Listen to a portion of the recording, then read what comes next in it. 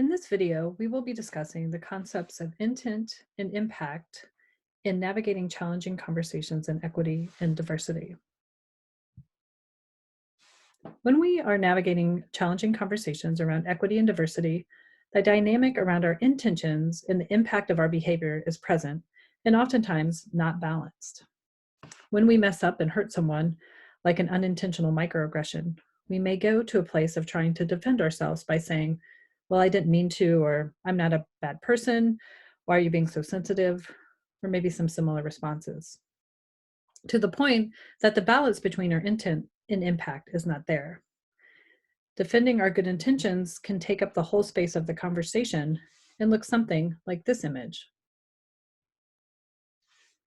To the point that it is impossible for the impacted person to share their feedback and is often forced to take care of the well-intentioned person's emotional responses.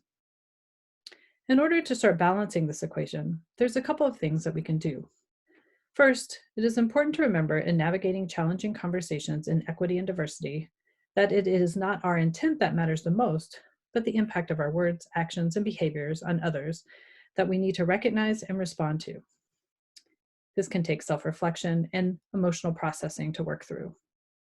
Feelings of guilt, shame, and anger may start to surface.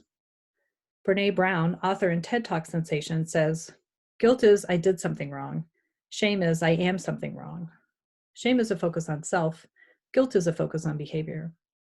When someone from a marginalized group tells us we have hurt them, focusing on our behavior, not on deeply rooted messages of shame, can help us move through these emotions.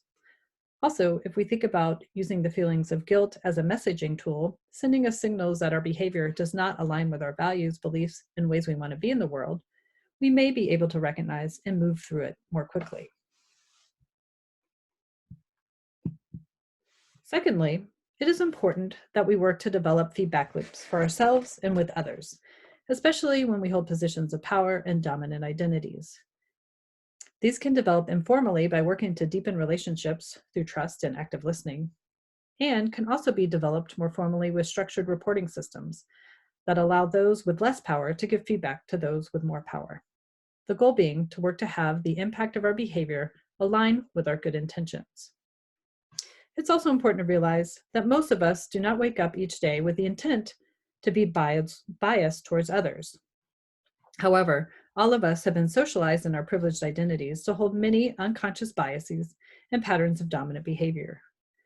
Interrogating our intentions can be an important part of understanding ourselves more deeply.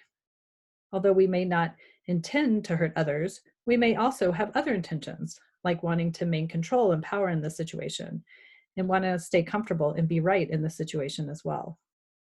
Holding these tensions of not wanting to hurt others, and also reflecting and learning about how we have been socialized to maintain power and reproduce bias in our privileged identities, nuances this conversation around our good intentions in an important way.